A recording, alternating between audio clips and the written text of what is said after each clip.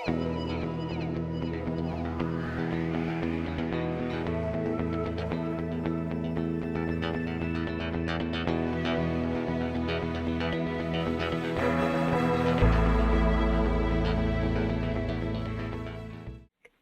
as Steve mentioned, my name is Tristan Degenhardt, and I am the Director of Product Marketing for Switchvox. And I'm just going to be talking a little bit about Switchvox and security today.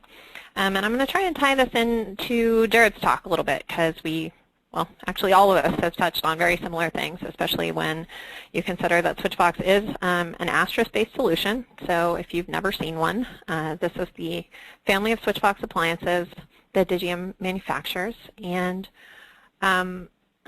these are a little bit different to configure and secure, but the underlying reasons and the things you're doing are the same. But there's just a GUI to do those things, most of them, and I'm going to talk a little bit about that. But the thing I really want to point out is that this is really an Asterisk system is just another one of the things on your network that should be secured. The fact that it's important to you should mean that you would treat it like anything else that's important to you on your network. So all the things that you would do to secure your mail server, your file servers, things like that. Those are the types of things you're going to want to do to any Asterisk-based system, including a Switchvox. So concepts like bad passwords are bad. That's true of any network device, whether you're talking about your router or, again, your email server. You want to make sure you look out for just that really basic stuff that has nothing to do with voice over IP and just has to do with the fact that you're running software on a network, on a server, and you need to take care of it and treat it right. So it is important to remember to protect it at the network and firewall level wherever you can. I think Jared's list was number 1 was weak accounts. Number 2 is know your dial plan. I'm going to show sort of how that works. Number 3 is limit network exposure. So this is where you can't, this is sort of the part that lies without the Switchvox system, outside of it. But the 4th thing is keep it up to date. So thankfully the top 1, 2, and 4 are things that you can do very easily within the Switchvox interface. So I'm going to show you how to do that. So one of the different things about a Switchvox is that it's really built to be what it is. And what I mean by that is, Jared mentioned Asterisk is a piece of software running on top of an operating system. Switchvox is all of that put together already for you. So there's a specific hardware spec. There's a specific operating system. It is Linux-based, and there's a specific version of Asterisk and Apache and Postgres and a whole bunch of other software that's running in there. But the good news is there's not software running in there that doesn't need to be running in there. So that's one of the nice things about keeping things simple. There are fewer things to attack and fewer things to go after, fewer things to patch and fewer things to manage and everything else. Even though the Switchvox does make that stuff easy for you, we make it easy on ourselves by not loading it up with absolutely everything a Linux server needs to be. There's no reason this thing should be doing all the things a Linux server can do. It's meant to be a phone system and a very, very good one. The other thing that you can control very easily within a Switchvox is permissions for different features that are available inside the server. For example, you don't want necessarily everybody to be able to record your CEO's phone calls and have access to that audio stream. And you also don't want everyone to be able to necessarily dial a long-distance phone call. Every account on that system doesn't need that permission. So inside Switchvox, it's very easy to set those contacts up so that different accounts just can't run rampant all over the system. I realize we're running really low on time, so I'm going to sort of blow through this as fast as I can since a lot of this has already been covered. There's also the concept inside of Switchvox of different admin levels. So everyone doesn't have to have ultimate access to that GUI. There's also an API built into Switchvox, and not everything needs access to that either. So there's already some security set up there where not everyone can just run in and quickly re-IP your machine, for example. You don't want that. So there's also an access control area inside there. I'm going to show you what this looks like, but this is all the type of stuff, all the port forwarding that you really should be setting up in your firewall. But there are so many Switchvoxes deployed out there that are on incredibly simple networks and very, very small businesses, and people don't necessarily have the expertise.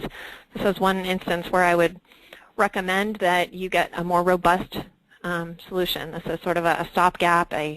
We recognize that there are people out there that don't secure their Switchvoxes properly. They say, that's troublesome, and I just want to open it up to the world. This is our way to sort of protect you from yourself, but we don't want to have to do that. I would definitely encourage you to set this stuff up at the firewall level that is not, built into the Switchvox. There's also, of course, all those phones and all those VoIP providers out there. So this goes back to setting up passwords and things like that properly, and making sure that accounts and devices are not connecting to your machine that you don't want them to be connecting. And Switchvox does keep excellent logs. So if anything were to happen, for example, you had your Switchvox sitting out there in the network completely unprotected with a bunch of terrible passwords, and you had to go call the FBI, we do have logs for you, and I'll show you where those things live and how that can help you track down problems. This is where I start to get into some specifics about some of the ports that you need to take into consideration. This is my list of ports to maybe forward. So you can see here that the top ports are things that we've talked about already. So 5060 is actually where that SIP signaling is traveling, and everybody sort of knows that.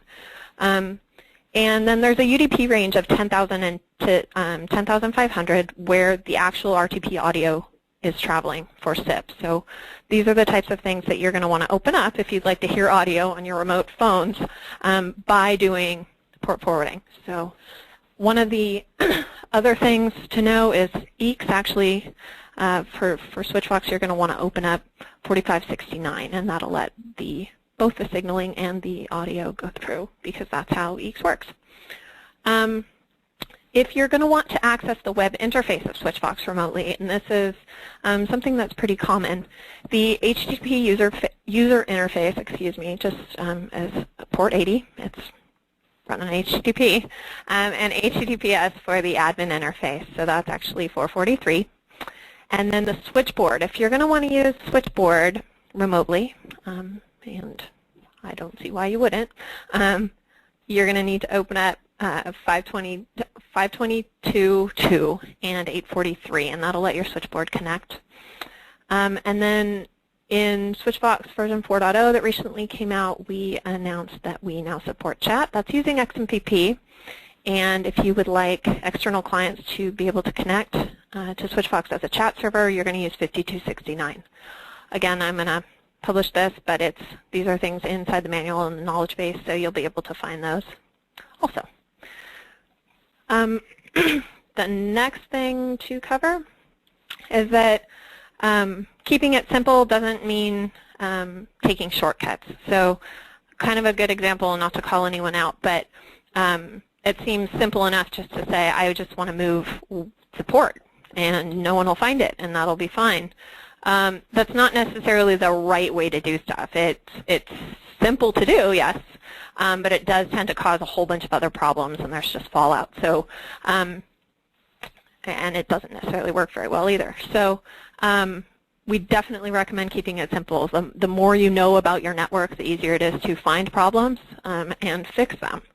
So the more moving parts you have, the easier it is to wrap your head around in a busy network. That just is true everywhere. So keeping it as simple as possible is definitely recommended, but don't just say, hey, I see an easy way out without exploring if that's the right thing to do.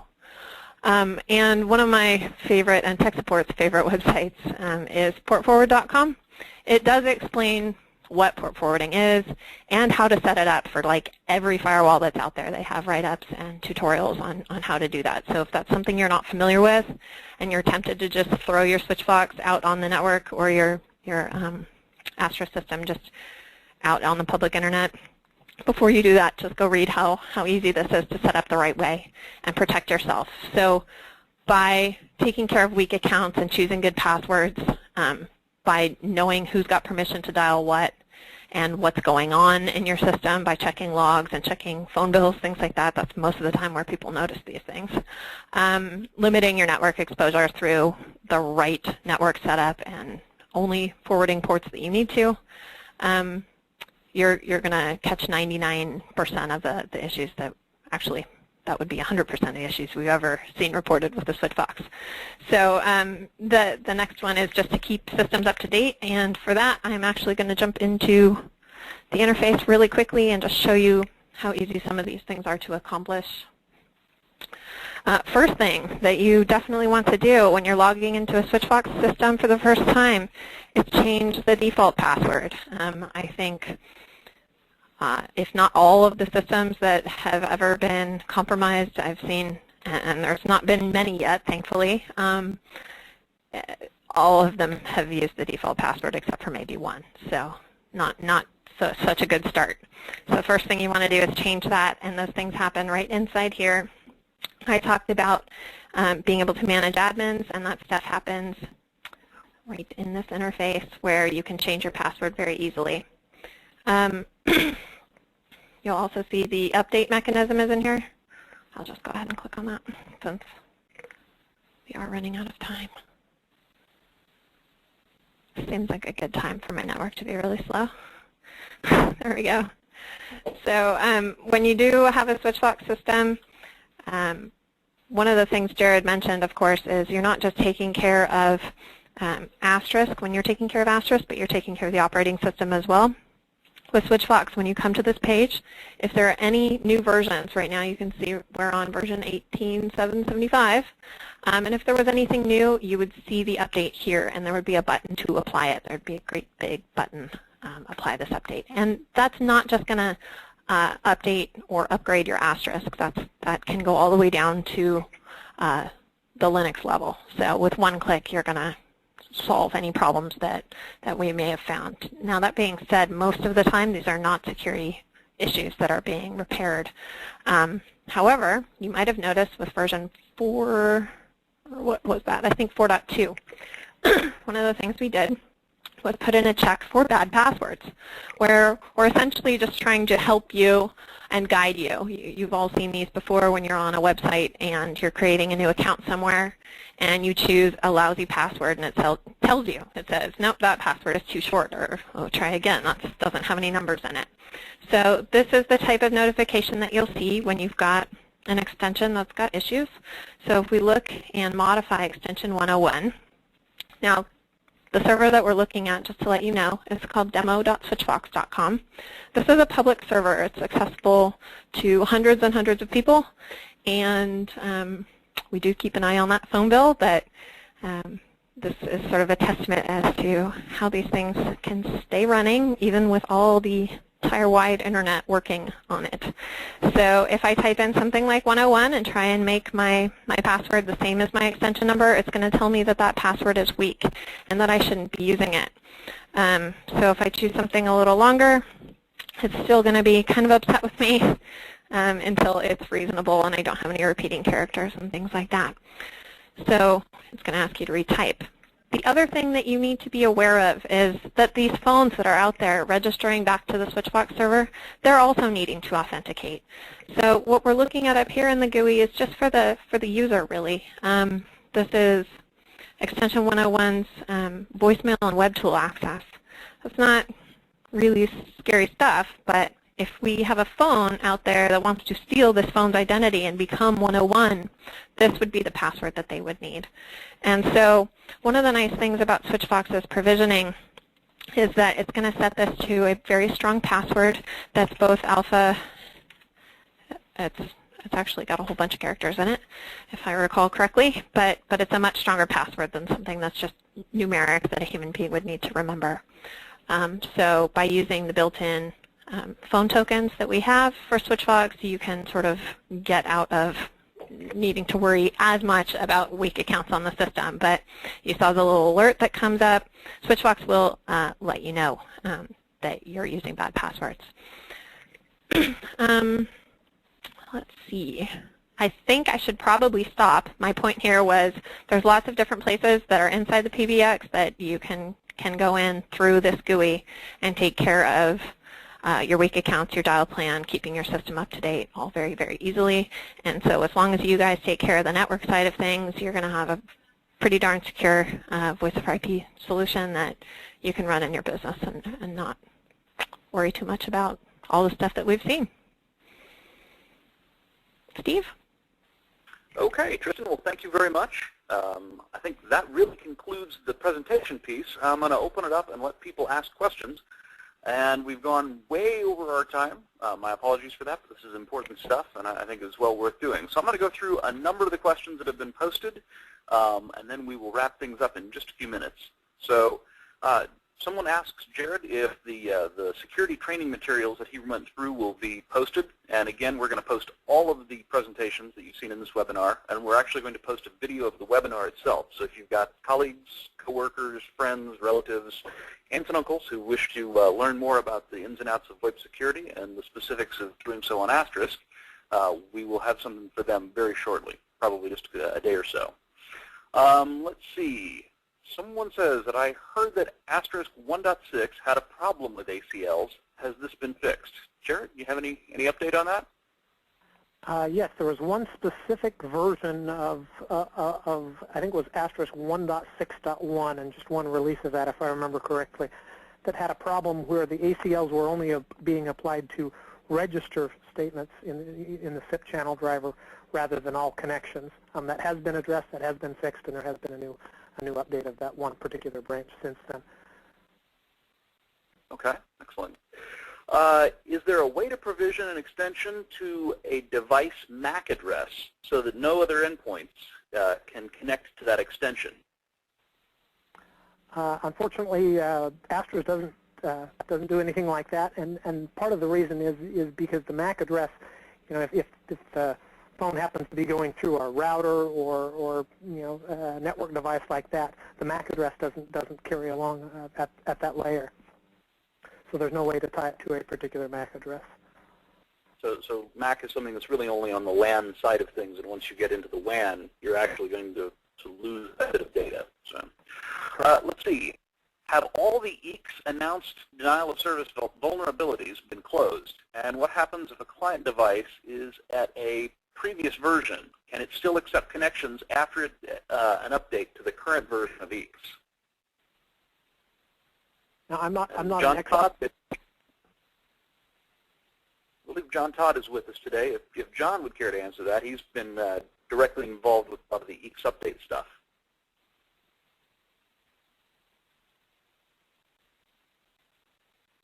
Well, it doesn't sound like John is able to answer at the moment. I apologize for that. But to let you know, I honestly don't have the answer to that. I know that a lot of effort has been made to create the patches to EECs to fix those security issues, and I believe that there are a few things which are not backwards compatible, but I'm not unfortunately up to date on the exact status of that.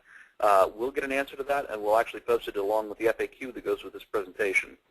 If anybody wants to provide an answer, if there's anybody out there from the development team that can do so, paste something into the chat window, and I will pass that along to the rest of our listeners. Let's see. So someone asks, how secure are free PBX-based dial plans? So free PBX is the graphical user interface that comes on Asterisk now, among several other Asterisk distributions or pre-installed, ready-to-run systems. And in terms of the actual security of the dial plans that are in there, does anybody feel confident to jump up and answer that one? I can't speak to the dial plan portion of that, but I know that that's one of the GUIs built on top of Asterisk that at least in times past was notoriously bad at creating accounts with default passwords that were easily guessable.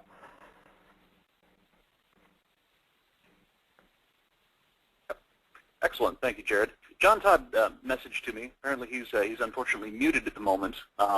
But he does indicate that the EECS2 security issues, all the denial of service issues that we know of, have been resolved, and there aren't any known remote access security issues. So, John, the other side of the question was, is it backwards compatible with the versions of EECS prior to that? So, if you know the answer to that one, please chime in. Let's see. Someone asks, how do we bind an extension with an IP address? And I think Jared kind of covered that in his discussion of ACLs. Is that correct, Jared? Am I speaking the truth? Correct. So what you could do to bind it to a particular IP address would be to say deny equals 0.0.0.0/0, meaning it's going to deny everything, and then right below that say allow equals, and then the IP address that you wanted to allow that particular that particular phone to be able to use if it were contacting Asterisk. You can also put a particular subnet, like in my previous example. Excellent. All right. John does message me to tell me that in terms of the backwards compatibility, there are flags in Asterisk that make it backwards compatible, but that's only part of the answer. It's apparently rather a complex answer. He says to look at the security release notes for more information on the exact details of how the backwards compatibility flags get used. Older version of the X2 devices will still work with the current Asterisk releases, but may require some configuration to make them compatible. So there's the answer. I've got one question here so far on Switchvox, which is good. That's an indication that people are comfortable with Switchvox and that we've answered most of the questions. The question is, does Switchvox contain Asterisk Open Source or Asterisk Business Edition? So Switchvox, as of version 4.0, is built on Asterisk Business Edition. So it had been open source under there for a long time, and now it is Business Edition. Nice and straightforward question. I like those. That seems to wrap up all the questions that I've got so far. And oh wait, one more came in. Not a question that I can necessarily address right here. So I'm going to go ahead and wrap things up. I appreciate everybody attending today. I think we've had a lot of good questions, a lot of good answers, and 4 excellent presentations covering the security issues surrounding VoIP. I hope this has helped to dispel some of the FUD that has been generated. And everybody out there knows that Asterisk is not the problem. It's, in fact, part of the solution. We're going to continue to keep our eyes on the situation and inform everybody through the various means that have been mentioned here, including the Asterisk security list and the VoIP Security Association's VoIPsec list. So if you have any questions, please feel free to send them on to me. You can send them to us at, actually my email address is unfortunately not on the screen right now, but I'm just ssokol@digium.com. I'll do my best to get them taken care of. Before we terminate, I'd like to thank Tristan and Jared and Dan and Michael McAndrews, all for giving us great information. I'd also like to give one last reminder that a lot of the information that you've seen in general here will be covered in great detail if you happen to show up for any of our training classes. So go to digium.com, click on the training link, and you can see a schedule of the classes that are coming up. Thank you again, and have a wonderful afternoon and a happy Friday the 13th.